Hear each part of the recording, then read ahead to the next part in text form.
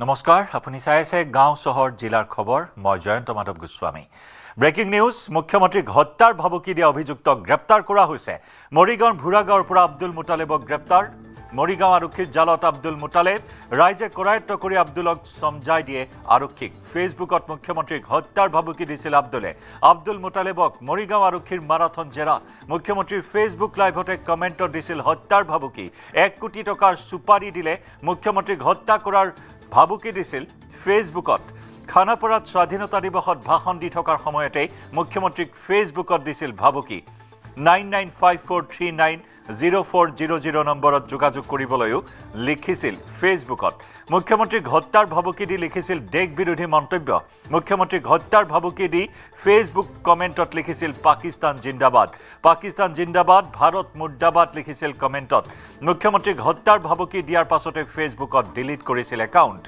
আৰু ৰাইজে কৰায়ত্ব কৰি আৰক্ষীক সমজাই দিয়ে আব্দুল মুতালেবক এয়া মুখ্যমন্ত্ৰীক হত্যাৰ ভাবুকি দিয়া অভিযুক্তক গ্ৰেপ্তাৰ আজি স্বাধীনতা দিৱসৰ দিনটোত মুখ্যমন্ত্ৰীয়ে ৰাজ্যবাসীক সম্বোধন কৰি থকাৰ সময়ছোৱাতে এনেদৰে লাইভ ভাবুকি দিলে মুখ্যমন্ত্ৰীৰ ফেচবুক লাইভত মৰিগাঁৱৰ ভুৰাগাঁৱৰ পৰা আব্দুল মুতালেবক গ্ৰেপ্তাৰ কৰা হৈছে 1 কোটি টকাৰ সুপাৰি দিলে হত্যা কৰা হ'ব বুলি হকিয়নি প্ৰদান কৰিছিল ৰাইজে কৰায়ত্ব কৰি আব্দুলক সমজাই দিছে আৰক্ষীক পুনৰ জনাইছো ফেচবুকত মুখ্যমন্ত্ৰীক হত্যাৰ ভাবুকি দিছিল আব্দুলে 1 কোটি টকাৰ সুপাৰি দিলে মুখ্যমন্ত্ৰীক হত্যা কৰাৰ কথা কৈছিল ভাৰত বিৰোধী মন্তব্য কৰিছিল পাকিস্তান জিন্দাবাদ ভাৰত মুৰ্দাবাদ এনেধৰণৰ শ্লোগান এনেধৰণৰ মন্তব্য কৰিছিল কমেণ্টত এই বিতৰ্কিত মন্তব্যৰ পাছতে ফেচবুক একাউণ্ট ডিলিট কৰিও ৰক্ষা নপৰিল আব্দুল মুতালেব মৰিগাঁৱৰ ভুৰাগাঁৱৰ পৰা আৰক্ষীৰ জালত পৰিল এজন বিতৰ্কিত আব্দুল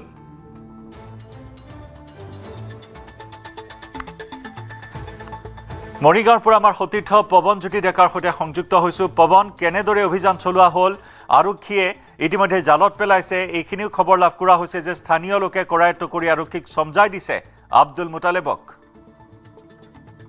নিশ্চয়কৈ জয়ন্ত আচলতে মুখ্যমন্ত্ৰীয়ে আজি স্বাধীনতা দিৱসৰ যি ভাষণ খানাপাৰাত দি আছিল সেইখিনি মুহূৰ্ততে আচলতে ফেচবুক পোষ্ট দিছিল যে 1 কোটি টকা যদি সুপাৰি দিয়ে তেতিয়াহ'লে আমাৰ যি মুখ্যমন্ত্ৰী গৰাকীক হত্যা কৰা হ'ব এনেধৰণৰ ফেচবুকত পোষ্ট দিয়াৰ পিছতে আচলতে গোটেই বিষয়টো আৰক্ষীৰ হাতলৈ আহে আৰু আৰক্ষীয়ে তদন্ত আৰম্ভ কৰাৰ লগে লগে গম পোৱা যায় যে মৰিগাঁও ভুৰাগাঁৱৰ যি আব্দুল মতিব নামৰ যিজন লোক তেখেতে আচলতে এই পোষ্ট দিছিল আৰু পোষ্টটোৰ লগে লগে আৰক্ষীয়ে চোকা দৃষ্টি নিবদ্ধ কৰে আৰু পৰৱৰ্তী সময়ত আচলতে এই যিটো আচলতে অপৰাধী আমি অপৰাধী বুলি ক'ব লাগিব কিয়নো এনেধৰণৰ যি পোষ্ট দিয়া লোকক আচলতে অপৰাধীতকৈ আৰু অপৰাধী বুলিব লাগিব সেইখিনি মুহূৰ্ততে আচলতে আৰক্ষীয়ে এই বিষয়টো গাঁৱৰ ৰাইজৰ লগত যোগাযোগ কৰাৰ পিছত ৰাইজে আচলতে কৰায়ত্ব কৰি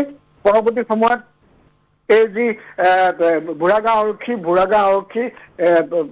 আৰক্ষী চকীত আচলতে এইজনক বাধ্য কৰে আৰু ইতিমধ্যে এই যিটো অপৰাধীটো যি ভাষ্য প্ৰদান কৰিছে যে তেখেতে কৰা নাই তেখেতৰ ফটো লগাই কৰা বুলি ইতিমধ্যে প্ৰকাশ কৰিছে ইতিমধ্যে আমি এই যি ভাষ্য প্ৰেৰণ কৰিছো আমাৰ প্ৰতিষ্ঠানলৈ পৰৱৰ্তী সময়ত নিশ্চয়কৈ দেখা যাব এইটো অপৰাধী আচলতে নিজে এই পোষ্ট দিছিল নে এই অপৰাধীটো ফটো বেলেগে ব্যৱহাৰ কৰি আচলতে এই কাৰ্য সংগঠিত কৰিছিল জয়ন্ত পৱনজ্যোতি জেহাদীৰ লগত কিবা সম্পৰ্ক থাকিব পাৰে নেকি সেয়াও এটা অত্যন্ত গুৰুত্বপূৰ্ণ বিষয় হ'ব কাৰণ এই মৰিগাঁৱৰ পৰা ইয়াৰ পূৰ্বে অসম আৰক্ষীয়ে জেহাদীৰ মডিউল উৎখাত কৰিছিল মৰিগাঁৱৰ মাদ্ৰাছাৰ পৰা কেনেদৰে জেহাদীৰ কাৰ্যকলাপ চলি আছিল সেই বিস্ফোৰক কথা ইতিমধ্যে অসমবাসী ৰাইজে প্ৰত্যক্ষ কৰিছিল আৰক্ষীয়ে তাক উৎখাত কৰিছিল গতিকে এতিয়াও কৰবাত সেই সংযোগ আছে নেকি যি নেকি এই দুঃসাহস কৰিলে মুখ্যমন্ত্ৰীৰ ফেচবুক লাইভত মুখ্যমন্ত্ৰীক হত্যাৰ ভাবুকি দিবলৈ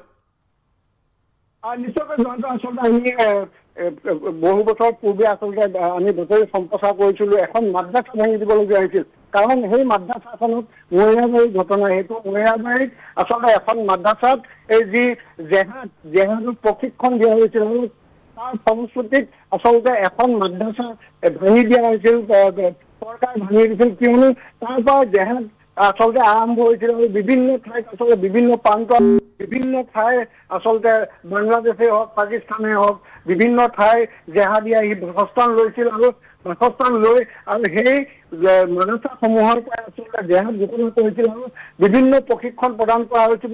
আমি পৰৱৰ্তী সময়ত এই যি মাদ্ৰাছাবোৰৰ পৰা বিভিন্ন ধৰণৰ তথ্য আমি লাভ কৰিছিলোঁ, যাৰ ফলত আচলতে চৰকাৰে এইসমূহ মাদ্ৰাছা ভাঙি দিছিল বা এই ধৰণৰ মন্তব্যই আচলতে গোটেই সমগ্ৰ অসমতে আচলতে চাঞ্চল্যৰ সৃষ্টি হৈছিল, কিয়নো বাংলাদেশৰ এটা মডিউল আচলতে ইয়াত সংস্থাপিত হৈছিল বা পাকিস্তানৰ পৰা অহা লোকে আচলতে পৱনজ্যোতি সংযুক্ত হৈ থাকিব, আমাৰ সৈতে সংযুক্ত হৈ থাকিব আৰু এই মুহূৰ্তত আমি এইজন আব্দুল মুতালিবৰ ভাষ্য আহিছে, আমি সেই ভাষ্য আগবঢ়াই লৈছোঁ।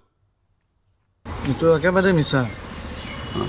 একেবাৰে মিছা এইটো যোনে এইটো কৰিছে সেইটোৰ উচিত তদন্ত হ'ব লাগে। আমি এতিয়া থানাতে গৈ আছো, ফেচবুক লৈ এতিয়া থানাত মই গৈ আছো। এতিয়া আপুনি দিয়া নাই এইটো? মই দিয়া নাই, মই নাজানো। কিন্তু ফটো আপোনাৰ আছে? মোৰ ফটো দি কোনোবাই ভুৱা ফেচবুক খুলি মোক এনেকুৱা ফচাই আছে, মইতো সেইবিলাক নাজানো। এতিয়া আপুনি ক'ত গৈ আছে? এতিয়া মই থানাত গৈ আছো, বুঢ়াগাঁও থানাত। মই এইটো উচিত যোনে এইটো কৰিছে সি উচিত শিক্ষা পাক আৰু সেইটো তদন্ত কৰি সেইটো উচিত বিচাৰ কৰক। সেইটো মই এটা দৰ্জী কাম কৰো, চিলাই মিচিং আছে, দৰ্জী কাম কৰো। এইটো একেবাৰে মিছা এইটো যোনে এইটো কৰিছে সেইটোৰ উচিত তদন্ত হ'ব লাগে। আমি এতিয়া থানাতে গৈ আছো, ফেচবুক লৈ এতিয়া থানাত মই গৈ আছো। এতিয়া আপুনি দিয়া নাই এইটো? মই দিয়া নাই, মই নাজানো। কিন্তু ফটো আপোনাৰ আছে? মোৰ ফটো দি কোনোবাই ভুৱা ফেচবুক খুলি মোক এনেকুৱা ফচাই আছে, মইতো সেইবিলাক নাজানো। এতিয়া আপুনি ক'ত গৈ আছে? এতিয়া মই থানাত গৈ আছো, বুঢ়াগাঁও থানাত। মই এইটো উচিত যোনে এইটো কৰিছে সি উচিত শিক্ষা পাক আৰু সেইটো তদন্ত কৰি সেইটো উচিত বিচাৰ কৰক। সেইটো মই এটা দৰ্জী কাম কৰো, চিলাই মিচিং আছে, দৰ্জী কাম কৰো। এয়া আমি দেখুৱালোঁ আব্দুল মুতালেবে সমগ্ৰ অভিযোগ ইতিমধ্যেই স্বীকাৰ কৰিছে। তেওঁ যি কথা উল্লেখ কৰিছে যে তেওঁৰ নামত কোনো ভুৱা একাউণ্ট খুলি মুখ্যমন্ত্ৰীক হত্যাৰ ভাবুকি দিয়া বুলি তেওঁ দাবী কৰিছে। পৱনজ্যোতি ডেকা, কিমান দূৰ আৰক্ষী পতিয়ন যাব এই মন্তব্যত? আৰক্ষীক বিভ্ৰান্ত বা আৰক্ষীক বিপথে পৰিচালিত কৰাৰ চেষ্টা নেকি? যিটো ফোন নাম্বাৰ দিয়া হৈছে, ফোন নাম্বাৰটো এইজন আব্দুল মুতালেবৰে হয় নে নহয়? নিশ্চয়কৈ আচলতে আজি স্বাধীনতা দিৱস আৰক্ষী সকলো ব্যস্ত আছিল স্বাধীনতা দিৱস উদযাপন কৰাৰ ক্ষেত্ৰত। আমি আৰু কিছু সময়ৰ পিছতহে সমগ্ৰ তথ্য আমি সংগ্ৰহ কৰিবলৈ সক্ষম হ'ম। আৰু এটা কথা আচলতে যিটো আমি অপৰাধী বুলি কৈছো, এই অপৰাধীয়ে ইতিমধ্যে স্বীকাৰ দিছে যে তেওঁ আচলতে ফেচবুকটো বেলেগে ফটো ব্যৱহাৰ কৰি এই উক্তিসমূহ ফেচবুকত পোষ্ট দিছে। এনেধৰণৰ ঘটনা আচলতে কিমান সত্য বা ইয়াক কিমান বিশ্বাসযোগ্য বুলি আমি ধৰিব পাৰোঁ, সন্দেহ প্ৰকাশ কৰিব লাগিব।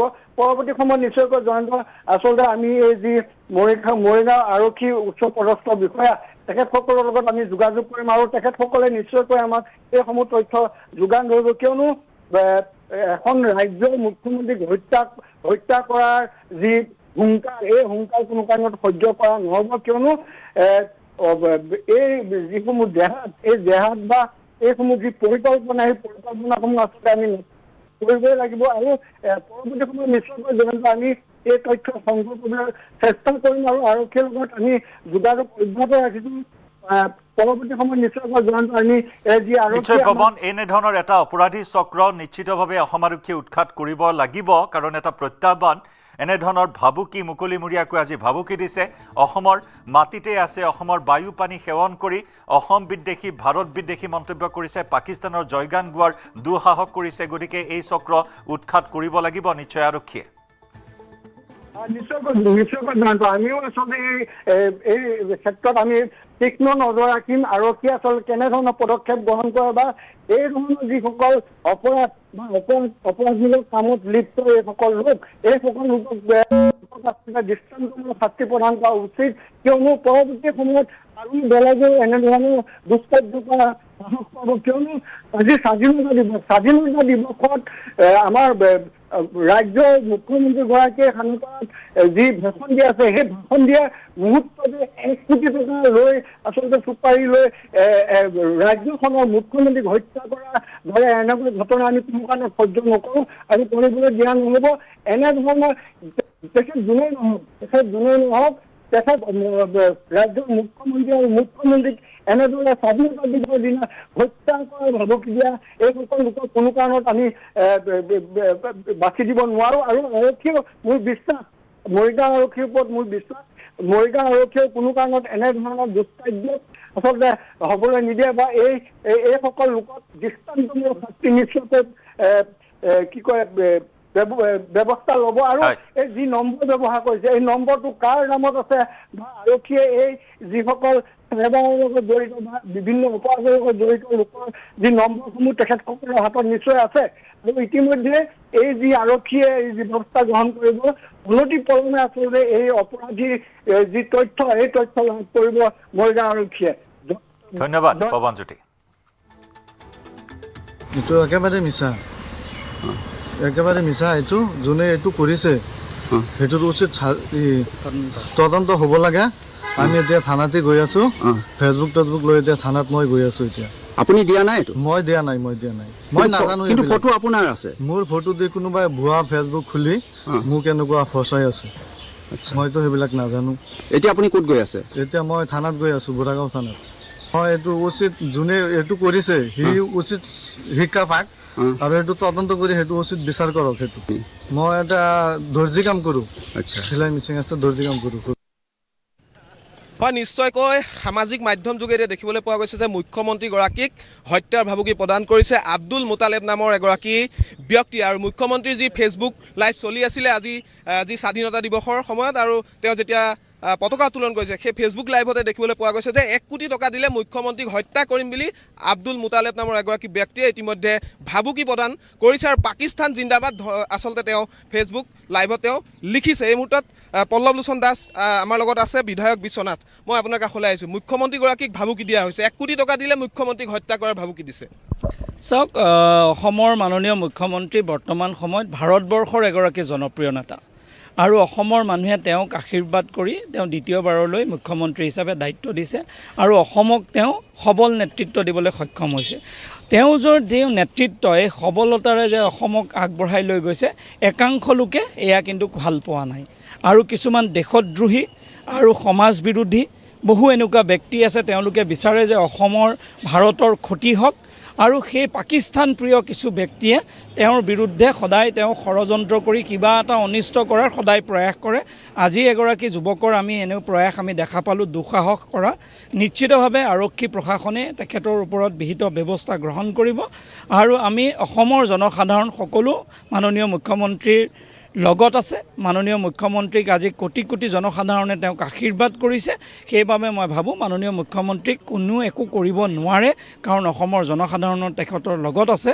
কিন্তু যিহেতু কোনোবা এগৰাকী এনেকৈ দুঃসাহস কৰাটো কেতিয়াও আমাৰ বাবে গ্ৰহণযোগ্য নহয়। মই অনুৰোধ জনাম যে আৰক্ষী প্ৰশাসনে ইয়াৰ ওপৰত বিহিত ব্যৱস্থা গ্ৰহণ কৰি দৃষ্টান্তমূলক এনেকুৱা তেওঁক শাস্তি বিহক, যাতে অন্যথা কোনো এগৰাকী ভৱিষ্যতে কোনো যুৱক বা কোনো ব্যক্তিয়ে তেনেকুৱা এটা দুঃসাহস কৰিব নোৱাৰে অসমৰ মাননীয় মুখ্যমন্ত্ৰীগৰাকীৰ বিৰুদ্ধে। অসমতে থাকি আচলতে পাকিস্তান ধ্বনি দিয়া দেখাবলৈ পোৱা গৈছে। আজি স্বাধীনতা দিৱস ভাৰততে আছে, কিন্তু পাকিস্তান ধ্বনি, জিন্দাবাদ ধ্বনি। ভাৰতীয় জনতা পাৰ্টী আৰু মাননীয় মুখ্যমন্ত্ৰী মহোদয়ে এইটো কৈ থাকে, তেখেতৰ নেতৃত্বত আমাৰ এয়াই সংগ্ৰাম যে আমাৰ ইয়াত একাংশ আছে যিসকল ভাৰতত থাকে কিন্তু পাকিস্তানক ভাল পায়, ভাৰতত থাকে, অসমত থাকে, অসমক ক্ষতি কৰিবলৈ দিনে ৰাতিয়ে চেষ্টা কৰে। অসমক কেনেকৈ ইণ্টাৰনেলি ক্ষতি কৰিব পাৰি, ভাৰতক কেনেকৈ ইণ্টাৰনেলি ক্ষতি কৰিব পাৰি, ইয়াত বহু এনেকুৱা ব্যক্তি আছে। সেইসকলৰ বিৰুদ্ধে আমাৰ সংগ্ৰাম, আৰু মাননীয় মুখ্যমন্ত্ৰীয়ে ইয়াক সবল নেতৃত্ব দিছে। আমি আশা কৰিম মাননীয় মুখ্যমন্ত্ৰী এই ডাঙৰীয়াৰ নেতৃত্বত অসম আৰু আগবাঢ়ি যাব, শক্তিশালী হ'ব। আৰু এইগৰাকী যিগৰাকী আজি এনেকৈ পদক্ষেপ, আজি যি বক্তব্য দিছে, তেওঁক কঠোৰ হাতৰে তেওঁক দমন কৰি তেখেতৰ ওপৰত বিহিত ব্যৱস্থা গ্ৰহণ কৰিব, সেয়া আমি আশা কৰিছোঁ। ৰাজ্যত পুনৰ চলিব বাল্য বিবাহ বিৰোধী অভিযান। 1 নৱেম্বৰৰ পৰা বাল্য বিবাহৰ বিৰুদ্ধে চলিব অভিযান। 30 দিন বাল্য বিবাহ বিৰোধী অভিযান চলাবলৈ নিৰ্দেশ। আৰক্ষীক আপোচবিহীন অভিযান চলাবলৈ নিৰ্দেশ মুখ্যমন্ত্ৰীৰ। বাল্য বিবাহত জড়িত গ্ৰেপ্তাৰৰ নিৰ্দেশ। বিগত 5 বছৰত বাল্য বিবাহৰ অভিযোগত 11,099জনক গ্ৰেপ্তাৰ কৰা হৈছে। বিগত 5 বছৰত ৰুজু হৈছিল 12,196টা গোচৰ। 2021 চনত মই এই তিৰংগ পতাকাৰ তলত ঘোষণা কৰিছিলোঁ যে আমি বাল্য বিবাহ অসমত আমি সমাপ্ত কৰিম। যোৱা 5টা বছৰত 12,194টা গোচৰ ৰুজু হোৱাৰ লগতে 11,099 জন লোকক আমি বাল্য বিবাহত অপৰাধত গ্ৰেপ্তাৰ কৰিছিলোঁ। ইয়াৰ পিছতে আমি দেখা পাইছিলোঁ যে ৰাজ্যত বাল্য বিবাহ অভাৱনীয়ভাৱে হ্ৰাস পাইছিল আৰু কলেজ ইউনিভাৰ্চিটিত ছাত্ৰীৰ নামভৰ্তি অভাৱনীয়ভাৱে বৃদ্ধি পাইছিল। আজিৰ এই দিনটোতে মই অসম আৰক্ষীক 1 নৱেম্বৰৰ পৰা 30 দিন বাল্য বিবাহৰ বিৰুদ্ধে এক আপোচবিহীন সংগ্ৰামত লিপ্ত হ'বলৈ নিৰ্দেশ জাৰি কৰিছোঁ। এই সংগ্ৰামে সকলো পৰ্যায়ৰ বাল্য বিবাহৰ অপৰাধীক আইনৰ সন্মুখলৈ লৈ অহাৰ বাবে কাম কৰিব আৰু এই সংগ্ৰাম আপোচবিহীনভাৱে আমি আগবঢ়াই লৈ যাম। স্বামীৰ বহু বিবাহৰ বলি হোৱা এগৰাকী মহিলাই লিখিত অভিযোগ দিলে মুখ্যমন্ত্ৰীক। শ্ৰদ্ধাঞ্জলি কাননত মুখ্যমন্ত্ৰীক সাক্ষাৎ কৰি অভিযোগ দিলে এগৰাকী মহিলাই। জিতু কুমাৰ নামৰ লোকজনৰ বিৰুদ্ধে পত্নীয়ে দিয়া অভিযোগৰ পাছতেই শীঘ্ৰেই ব্যৱস্থা লোৱাৰ আশ্বাস দিলে মুখ্যমন্ত্ৰীয়ে। ইপিনে মহিলাগৰাকীয়ে মুখ্যমন্ত্ৰীক অভিযোগ দিয়াৰ পিছতে অসম আৰক্ষীয়ে জিতু কুমাৰ নামৰ ব্যক্তিজনক বিচাৰি চলাইছে অভিযান।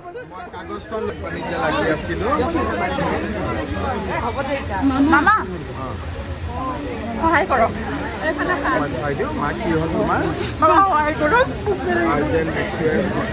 জোৰে কোৱা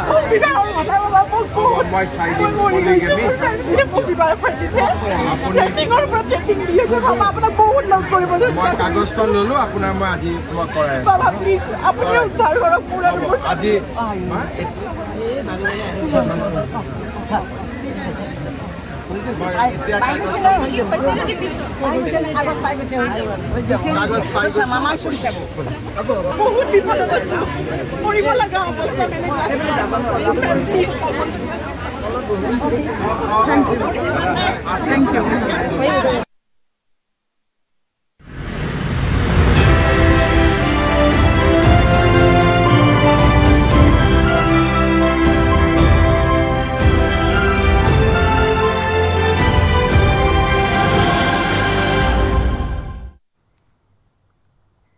খানাপাৰাত ৰাজ্য চৰকাৰে কেন্দ্ৰীয়ভাৱে উদযাপন কৰে 80 সংখ্যক স্বাধীনতা দিৱস। খানাপাৰা পশু চিকিৎসা মহাবিদ্যালয়ৰ খেলপথাৰত মুখ্যমন্ত্ৰী হিমন্ত বিশ্ব শৰ্মাই উত্তোলন কৰিলে জাতীয় পতাকা। ত্ৰিৰংগা উত্তোলন কৰি ৰাজ্যবাসীক সম্বোধন মুখ্যমন্ত্ৰী ডক্টৰ শৰ্মাৰ। মুখ্যমন্ত্ৰীৰ ভাষণৰ আৰম্ভণিতেই হেলিকপ্টাৰেৰে খানাপাৰাত কৰা হ'ল পুষ্পবৃষ্টি। ৰাজ্য চৰকাৰে কেন্দ্ৰীয়ভাৱে উদযাপন কৰা স্বাধীনতা দিৱসৰ কাৰ্যসূচীত ভাগ লয় 27টা প্লাটুনে।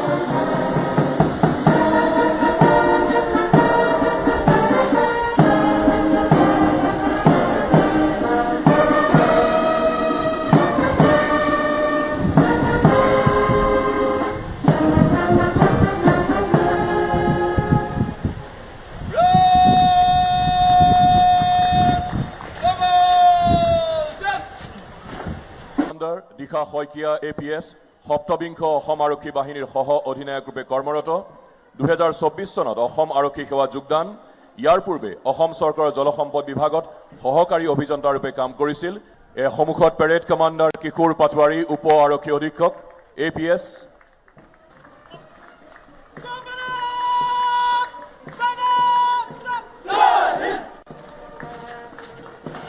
Contingent number 1, Women Commando Contingent, led by Sub-Inspector Armed Branch Gitanjali Panso. তৃতীয় কমান্ডো বাহিনী নেতৃত্বত sub inspector Priyanku Sonowal.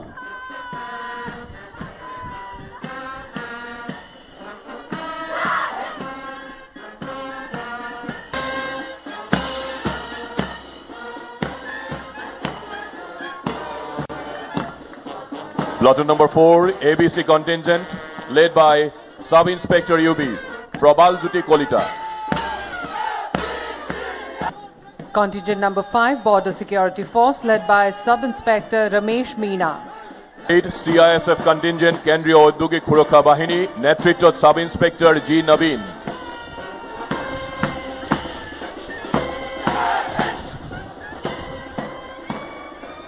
Contingent number 9, Sashastra Seema Bal, SSB, led by Sub-Inspector Dipendra Saini.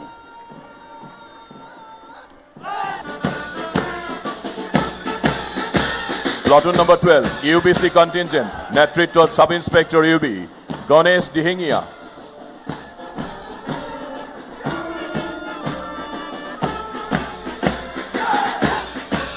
Contingent number 13, Traffic Contingent, led by Sub-Inspector Unarmed Ranch, Leela Prasad Sharma. Contingent number 15, Sashastra Seema Bal Brass Band, led by Sub-Inspector Biren.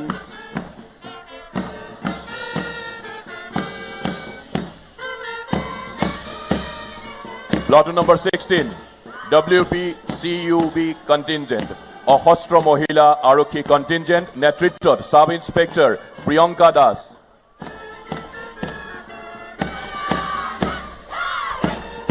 Contingent number 17, Assam Police Radio Organization, APRO, led by Sub-Inspector Biswajit Teron.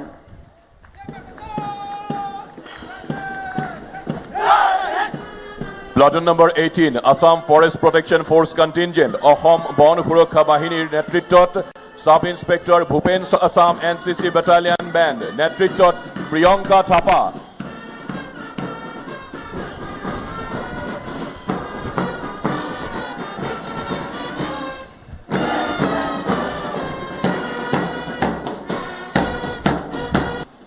অগ্নি নিৰ্বাপক আৰু জৰুৰীকালীন সেৱাৰ বাইকাৰসকলৰ নেতৃত্বত firemen জয় পল।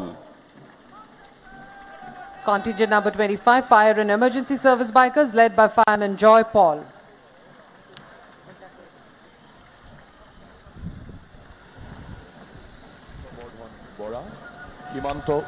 এই পেৰেডৰ সামগ্ৰিক তত্বাৱধানৰ দায়িত্বত আছিল বিবেক ৰাজ সিং, মহাপৰিদৰ্শক, প্ৰশিক্ষণ আৰু সশস্ত্ৰ আৰক্ষী। পেৰেডৰ তত্বাৱধানৰ দায়িত্বত আছিল Shwetang Mishra, IPS, commandant 4th Assam police battalion, Kahilipara, Jagdish Das, APS, commandant 1st commando battalion, Mandakata. সহযোগ কৰিলে সতীশ কুমাৰ, APS, উপ আৰক্ষী অধীক্ষক।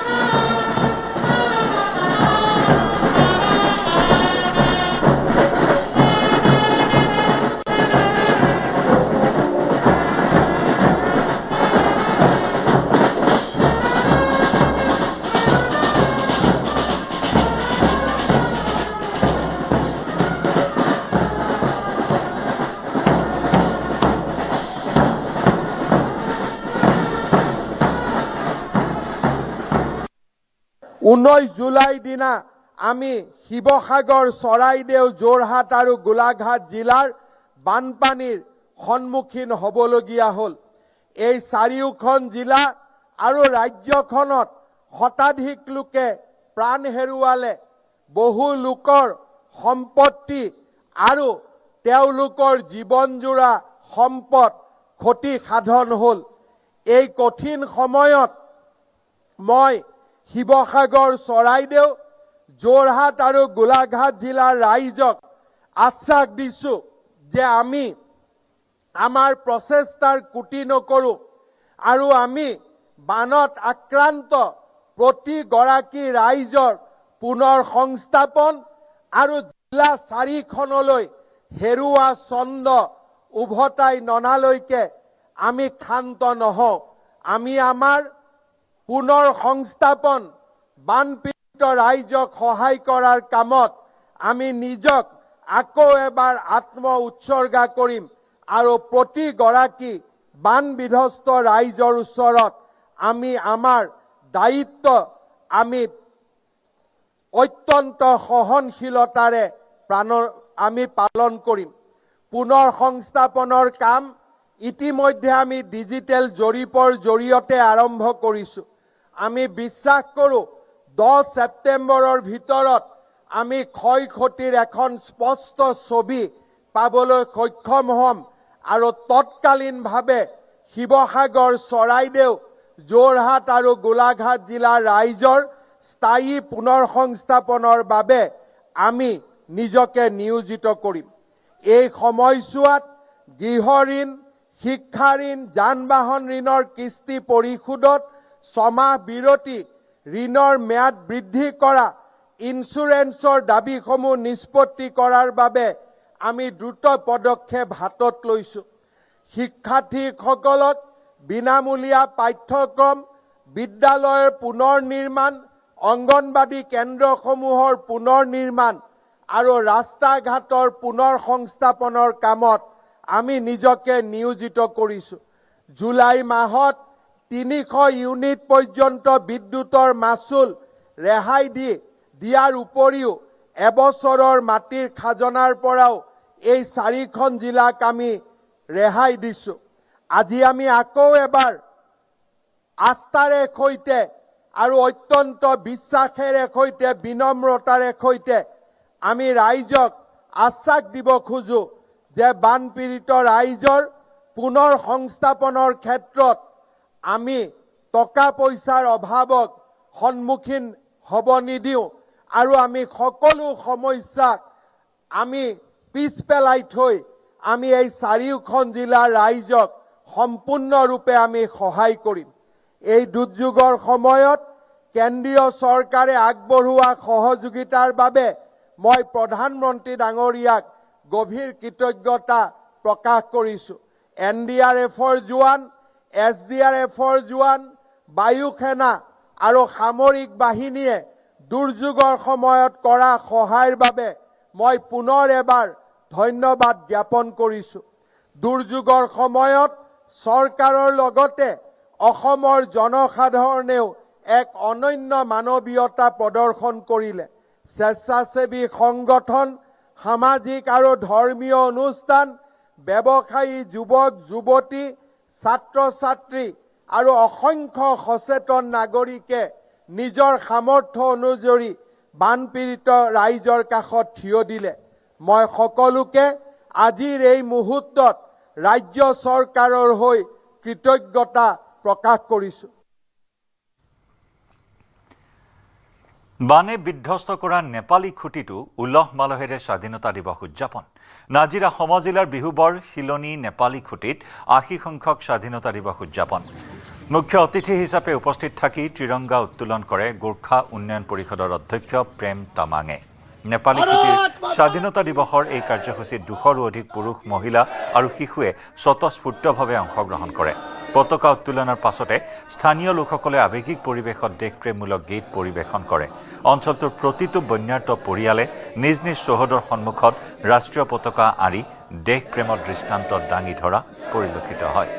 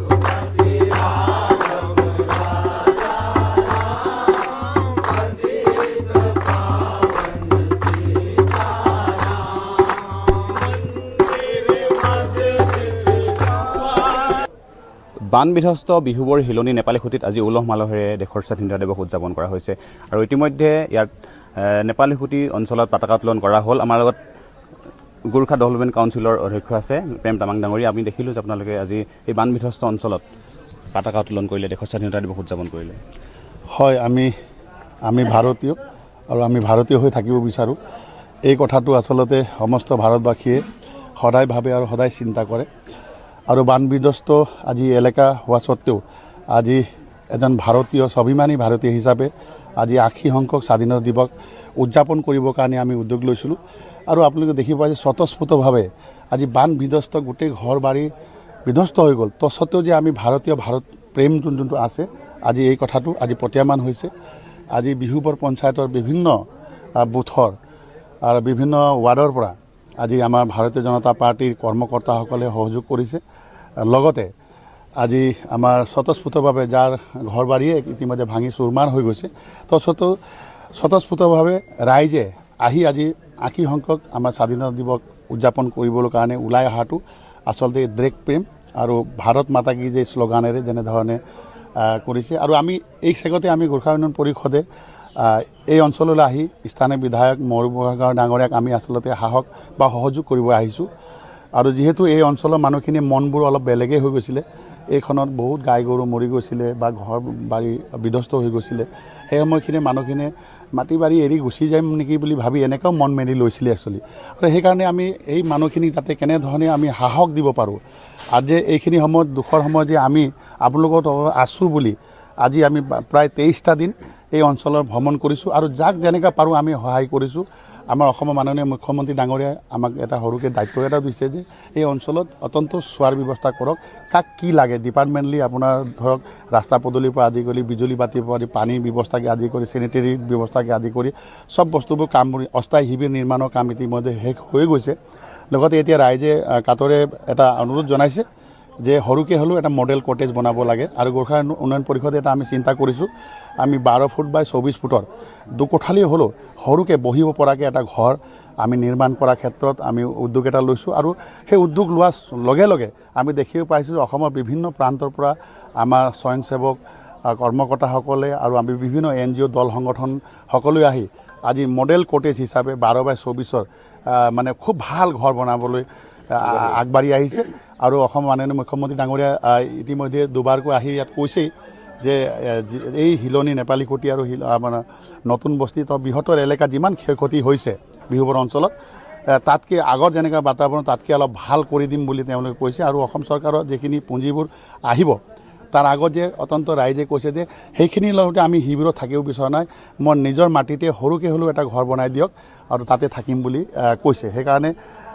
সেইকাৰণে আজি এই পবিত্ৰ দিনটোত আমি চবকে মাতিছোঁ যে আপোনালোকক সাহস দিবলৈ আমি আহিছোঁ।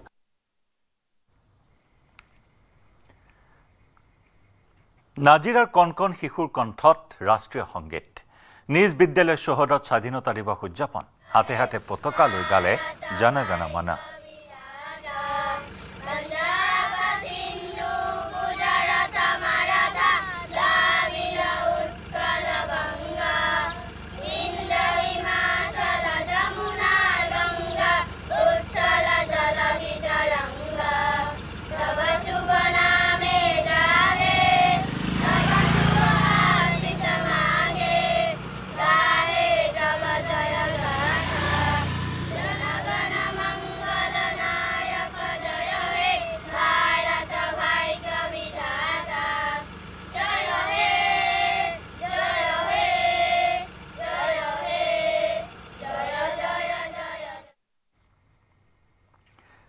স্বাধীনতা দিৱসত জেনজি সন্দৰ্ভত মন্তব্য কৰি ৰাজ্যত যুৱ সবলীকৰণ আৰু উন্নয়ন নামৰ নতুন দুটা বিভাগৰ কথা ঘোষণা কৰিলে মুখ্যমন্ত্ৰী হিমন্ত বিশ্ব শৰ্মাই।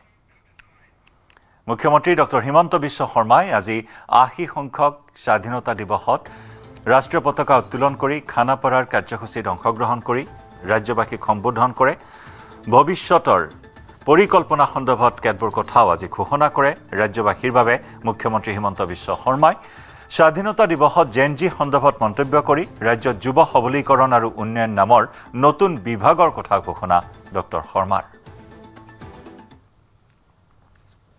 আমাৰ যুৱ প্ৰজন্ম আমাৰ ভৱিষ্যত।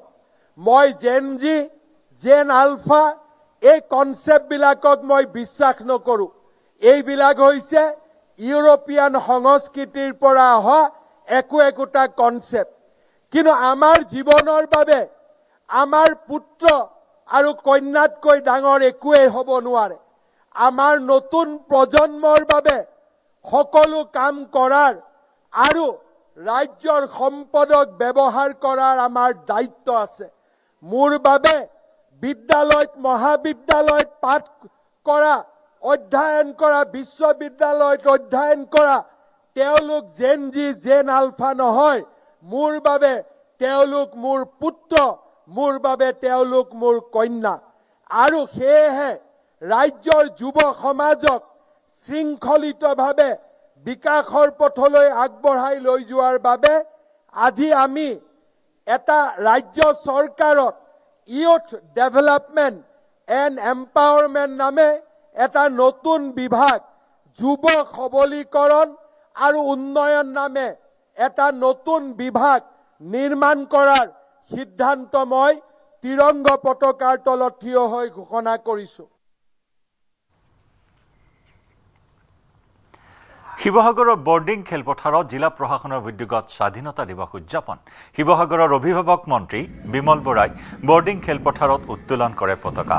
শিৱসাগৰ, চৰাইদেউ এই দুই জিলাৰ বিধ্বংসী বানৰ প্ৰসংগই স্থান লাভ কৰে মন্ত্ৰীগৰাকীৰ স্বাধীনতা দিৱসৰ ভাষণত। বানত ক্ষতিগ্ৰস্তসকলক ক্ষতিপূৰণ দিয়া হ'ব বুলি আশ্বাস প্ৰদান কৰে মন্ত্ৰী বিমল বৰাই। IMDT আইন বাতিলৰ পাছত অবৈধ বাংলাদেশীক ৰক্ষণাবেক্ষণৰ বাবে AIDF গঠন কৰা বুলি বদৰুদ্দিন আজমলক কটাক্ষ মন্ত্ৰী বিমল বৰাৰ।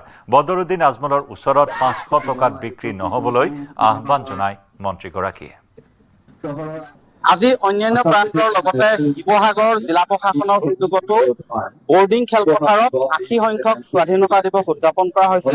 আৰু এই স্বাধীনতা দিৱসৰ কাৰ্যসূচীত মুখ্য অতিথি হিচাপে উপস্থিত থাকি জাতীয় পতাকা উত্তোলন কৰে জিলা অভিভাৱক মন্ত্ৰী তথা মন্ত্ৰী বিমল বৰাই। আৰু তাৰ পিছতে বৰ্তমান মই দেখাইছো এয়া মাৰ্চ পাষ্ট প্ৰদৰ্শন কৰিছে আৰু অভিবাদন গ্ৰহণ কৰিছে মন্ত্ৰী বিমল বৰাই। এয়া মই দেখাইছো পৰিৱেশ। এইবাৰ প্ৰায় 16টা বেটালিয়নে ইয়াত অংশগ্ৰহণ কৰিছে এই বৰ্ডিং খেলপথাৰত। এয়া মই দেখুৱাইছো বান বিধ্বস্ত শিৱসাগৰ জিলাত এইবাৰ পূৰ্বৰ দৰে সেই আনন্দ উৎসাহ নাথাকিব পাৰে, কিন্তু তাৰ পিছত সেই প্ৰতিকূলতা নেওচিও আজি এনেধৰণেই দেশৰ 80 সংখ্যক স্বাধীনতা দিৱস উদযাপন কৰা হৈছে বৰ্ডিং খেলপথাৰত। এয়া মই দেখুৱাইছো মাৰ্চ পাষ্ট অভিবাদন গ্ৰহণ কৰিছে মন্ত্ৰী বিমল বৰাই।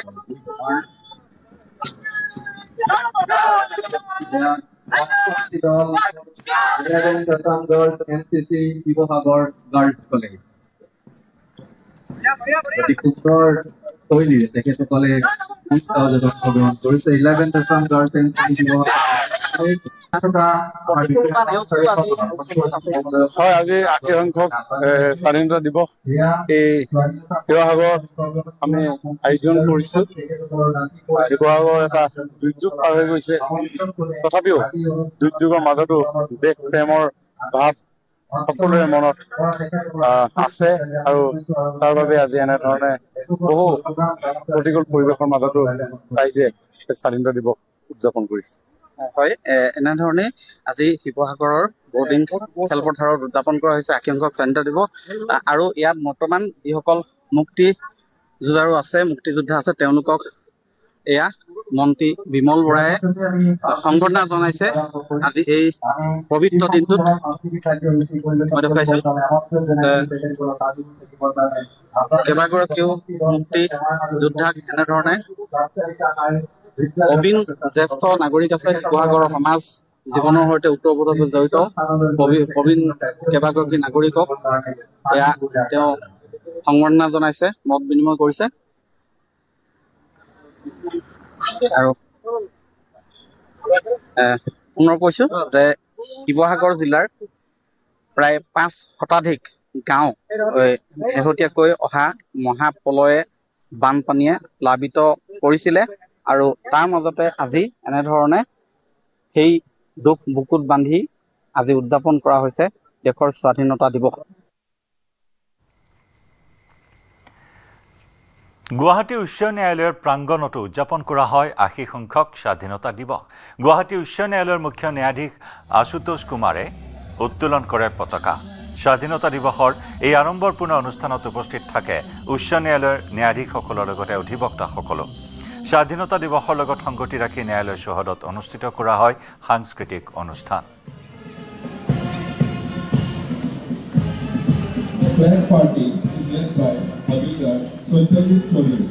May I now welcome on stage the chorus group comprising of আজিৰ এই পবিত্ৰ ক্ষণত গুৱাহাটী উচ্চ ন্যায়ালয়ৰ এই বাকৰিৰ পৰা এটি সুন্দৰ ৰদোজ্জ্বল ৰাতিপুৱা আমি আমাৰ স্বাধীনতা সংগ্ৰামৰ সমূহ সেনানী, ন্যায়ৰ সেনানী আৰু স্বাধীনতা সংগ্ৰামত প্ৰাণ জলাঞ্জলি দিয়া আমাৰ ন্যায়ৰ সেনানীসকললৈ শ্ৰদ্ধাৰে কৰিছোঁ। আমি আশা কৰিছোঁ এই স্বাধীনতা দিৱসত আমাৰ সমাজৰ পৰা সকলো অসূয়া আকৃতি আঁতৰি আমি ভাতৃত্ববোধেৰে আগুৱাই যাম আৰু আমাৰ দেশক এক মহান ভাৰতবৰ্ষ হিচাপে প্ৰতিষ্ঠিত কৰিবলৈ সক্ষম হ'ম। প্ৰথমবাৰলৈ মুখ্যমন্ত্ৰীৰূপে স্বাধীনতা দিৱসত পতাকা উত্তোলন কৰিলে দাক্ষিণাত্যৰ ছবি জগতৰ ছুপাৰষ্টাৰ তথা তামিলনাডুৰ মুখ্যমন্ত্ৰী চি জোচেফ বিজয়ে। চেন্নাইত তামিলনাডু সচিবালয়ত ত্ৰিৰংগা উত্তোলন কৰিলে ৰাজ্যখনৰ নতুন মুখ্যমন্ত্ৰীগৰাকীয়ে। স্বাধীনতা দিৱসৰ কাৰ্যসূচীত ভাগ লৈ তামিলনাডুৰ জনতাক চেলুট জনালে মুখ্যমন্ত্ৰী বিজয়ে। লগতে ত্ৰিৰংগাৰ তলত দুৰ্নীতিমুক্ত ৰাজ্য গঢ়াৰ পণ ল'লে তামিলনাডুৰ নতুন মুখ্যমন্ত্ৰীগৰাকীয়ে। படை பிரிவு தலைமையேற்று நடத்துபவர் திரு ராஜேஷ், உதவி ஆய்வாளர் கேரள காவல். அணிவகுப்பில் அடுத்ததாக சிங்கப்பெண் படைப்பிரிவு தலைமை ஏற்று நடத்துபவர் திருமதி ஆர் விஜயலட்சுமி, பெண் உதவி ஆய்வாளர், தமிழ்நாடு சிறப்பு காவல் படை. அணிவகுப்பில் ஐந்தாவதாக மாநில காவல் வாத்திய குழு, சென்னை பெருநகர குழு. ৰাজ্যত নতুনকৈ গঠন হ'ব ৮খন সমজিলা। খানাপাৰাত ঘোষণা মুখ্যমন্ত্ৰী হিমন্ত বিশ্ব শৰ্মাৰ। কমলপুৰ, বৰহমপুৰ, ৰঙানদী, চিচিবৰগাঁও, চাবুৱা লাহোৱাল, খুমটাই, কাটিগড়া আৰু বৰখলাত হ'ব নতুন সমজিলা। আজি স্বাধীনতা দিৱসৰ এই শুভক্ষণত মই ৰাজ্যত নতুনকৈ আৰু ৮খন সমজিলা গঠনৰ সিদ্ধান্ত ঘোষণা কৰিছোঁ। এই নতুন সমজিলা কেইখন হ'ব কমলপুৰ, বৰহমপুৰ, ৰঙানদী, চিচিৰবৰগাঁও, চাবুৱা লাহোৱাল, খুমটাই, কাটিগড়া আৰু বৰখলা। কটন বিশ্ববিদ্যালয়ৰ বাবে ১০০ কোটি টকা। কটনৰ উন্নয়নৰ বাবে ১০০ কোটি টকা ঘোষণা। খানাপাৰাত আজি এই কথা ঘোষণা কৰে মুখ্যমন্ত্ৰী ডক্টৰ শৰ্মাই। ১৯০১ চনত উচ্চ শিক্ষাৰ আৰম্ভণিৰে অসমত কটন কলেজৰ জন্ম হৈছিল। আজি ২০২৬ চন, অৰ্থাৎ কটন কলেজে ১২৫ বছৰৰ গৌৰৱময় ঐতিহ্য পূৰ্ণ কৰিলে। কটন কলেজৰ শৈক্ষিক বিকাশৰ এই গুৰুত্বপূৰ্ণ খণ্ডটোত মই কটন মহাবিদ্যালয়ৰ উন্নয়নৰ বাবে ১০০ কোটি টকা ঘোষণা কৰিছোঁ। ৰাজ্যৰ উচ্চ শিক্ষা জগতখনক নেতৃত্ব দিয়া কটন কলেজৰ উদাহৰণে ৰাজ্যৰ উচ্চ শিক্ষা জগতখনক নিশ্চিতভাৱে সদায়ে অনুপ্ৰাণিত কৰি ৰাখিব।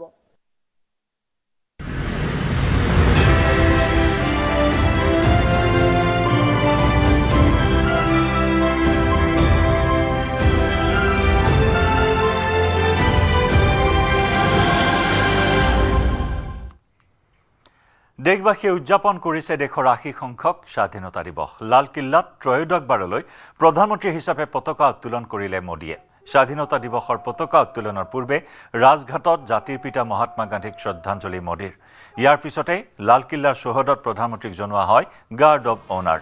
লালকিল্লাত গাৰ্ড অৱ অনাৰ গ্ৰহণৰ পাছতে ৮০ সংখ্যক স্বাধীনতা দিৱসৰ পতাকা উত্তোলন কৰে প্ৰধানমন্ত্ৰী মোদীয়ে। লালকিল্লাত ২১ টোপধ্বনিৰে স্বাধীনতা দিৱসৰ পতাকা উত্তোলন কৰি দেশবাসীক সম্বোধন প্ৰধানমন্ত্ৰী মোদীৰ।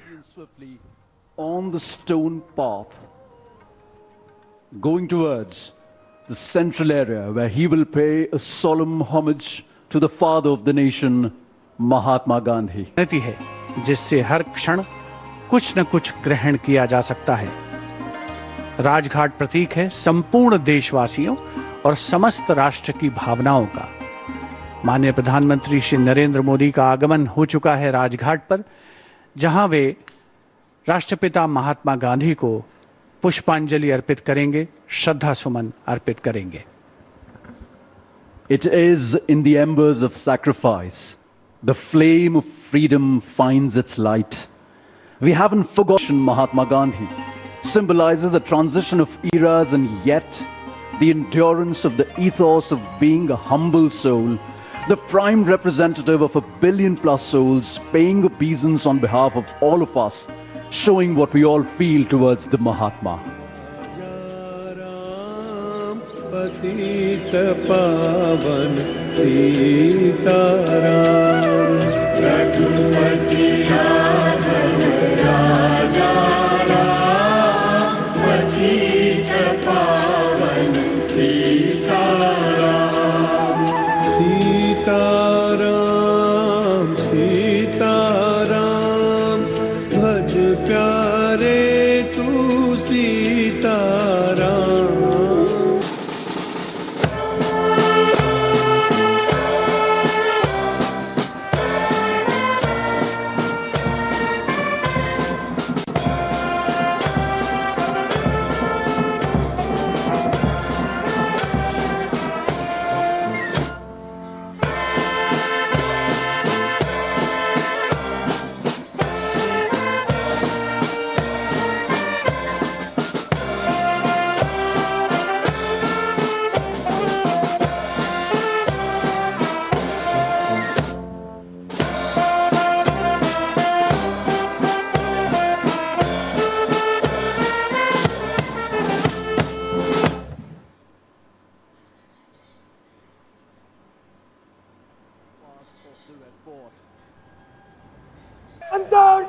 Police Vanguard!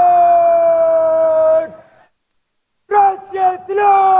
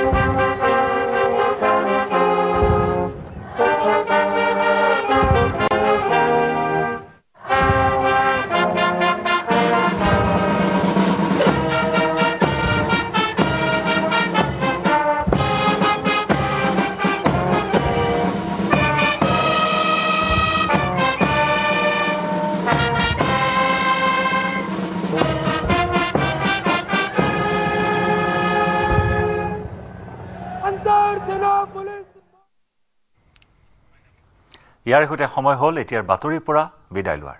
নমস্কাৰ।